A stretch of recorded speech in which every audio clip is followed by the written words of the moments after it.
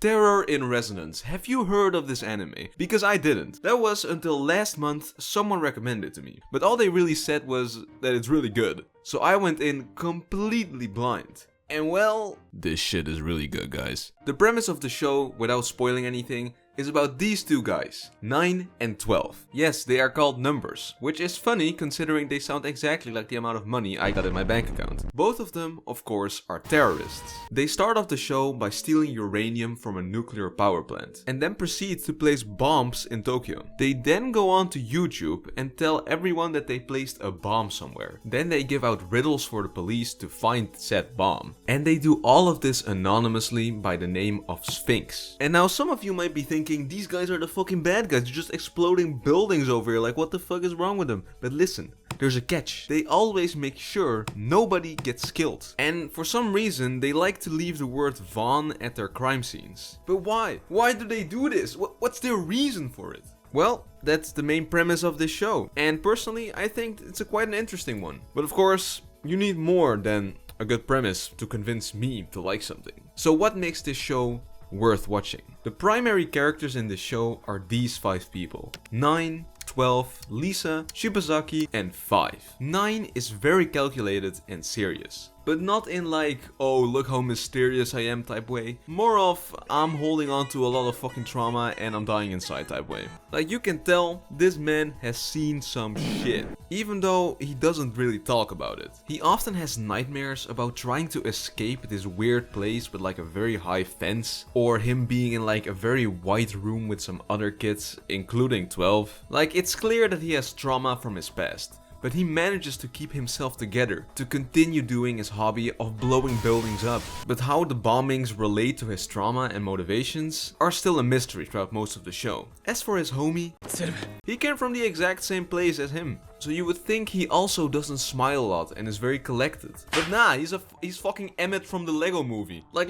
Just look at his face, man. That's a fucking Lego character. Bro is always fucking laughing, giggling and shit, everything. He thinks life is awesome. But of course, he also has the same past as 12. And he probably has the same trauma as well. But he just copes with it in a very different way. He tries to enjoy himself as much as he can, but there is always a tint of sadness to his smile. It feels as if he's enjoying his last happy moments. It doesn't just feel like another happy moment, it feels like he is enjoying it in a sense that it's like one of his last. 9 and 12 both live hidden from the world. There are no records of them, and their main goal is finishing their plan with the bombs and riddles. That's their primary purpose in life. Besides that, they don't follow a study, they don't do anything else really. And well, the nature of what they're doing usually leads to something ending, like either they're gonna end up in jail or something worse happens, or like what do you do after you're done with a plan that involves all that? It just really feels like something you would do as a last resort or as a last plan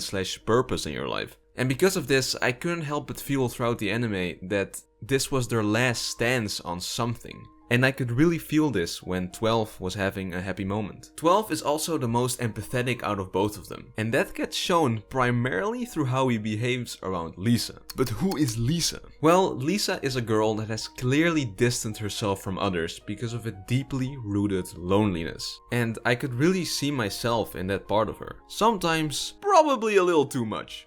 Look, it's Lisa. Poor girl's taking her lunch with her. Bet she eats in the bathroom.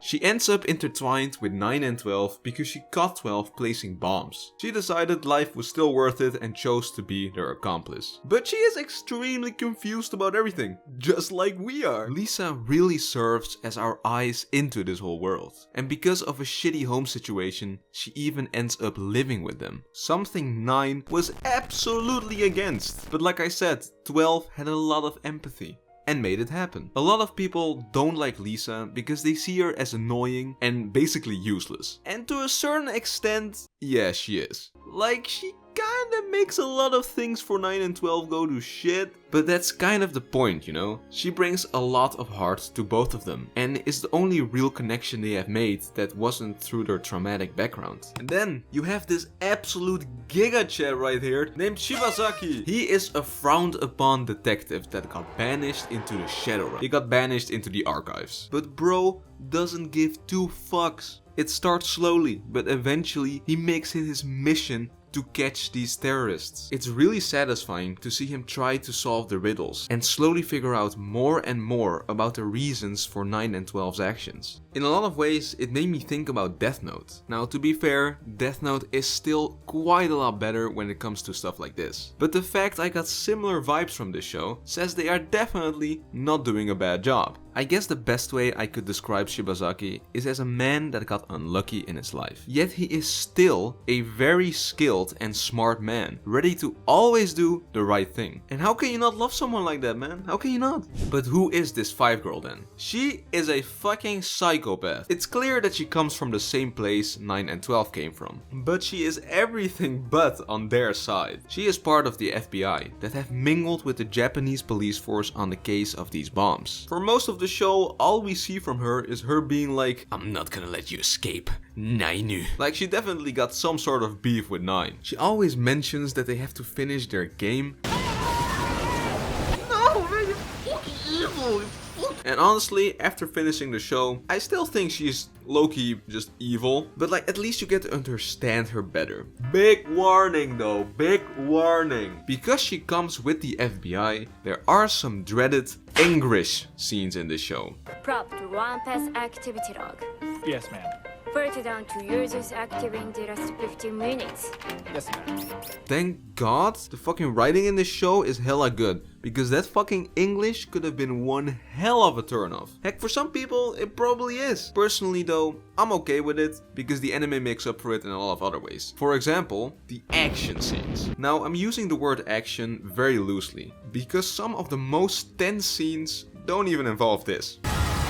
But they hit so hard. Like, for the people who saw it already, the Ferris wheel scene, man, fuck, that shit hit so damn hard. Something that also connects all the main characters is their search for purpose. Lisa is trying to find somewhere she can mean something for someone and herself. 9 and 12 are doing everything they can to make their trauma mean something. Shibazaki, although not actively searching for it, finds purpose again through this case, even after being exiled for so long. And 5, well, that bitch is just fucking crazy. But even she is trying to find a purpose for her existence through the trauma. The way she goes about it isn't necessarily always the healthiest or the best or the most moral or the happiest, but she's looking for one. But of course, this anime can't be for everyone. So here are some warnings and negatives. The anime is only 11 episodes long, which to me is nice. Straight to the point, short story with beginning and end. But for some people, this short runtime might not be enough. I'm saying this because some of the characters' motivations and backgrounds might not be shown enough for everyone. Primarily for characters like 5, for example. It's easy to just think of her as a crazy lady that sorta just decides to go apeshit at the end. But in truth, her character does grow into those choices. It's just done in a more subtle way compared to other animes. With Vinland Saga, for example, when you look at Thorfinn, there are subtle things that happen to his character too, but they all lead to bigger moments where he actively thinks or mentions about how he has changed, or about how he is starting to think differently. And this is great, it works flawlessly in that show, but Terror in Resonance basically skips over these big moments. We don't really hear their thoughts or them saying where they are at mentally, nor do we get like a deep look into their minds like we had with Thorfinn with that dream he had once he got knocked out. This is not to say the characters don't grow or evolve. It's just that you as the viewer kinda have to fill in those blanks yourself. The anime gives you all of the details and subtle moments you need to do so, but it's up to you to really think further about why they are doing certain things and why they are like this. It's the same for Lisa and almost any character in this show, but having to really think further yourself is something that will not be fun for everyone. And to be fair, it is very easy to fuck up when writing a show, but I think they did it very well in this one.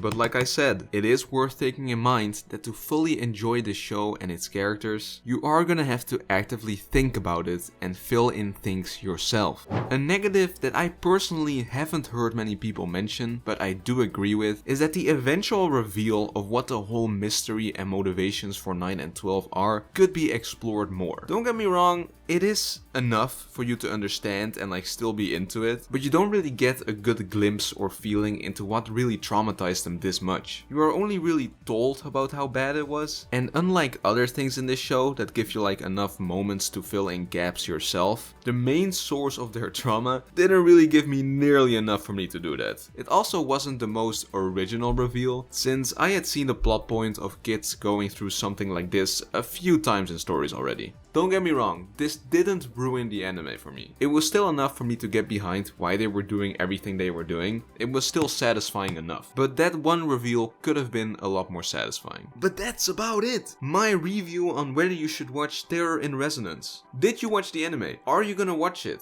What did you think of it? What do you think of it after watching this video? Let me know, and I will see you guys next decade. Goodbye!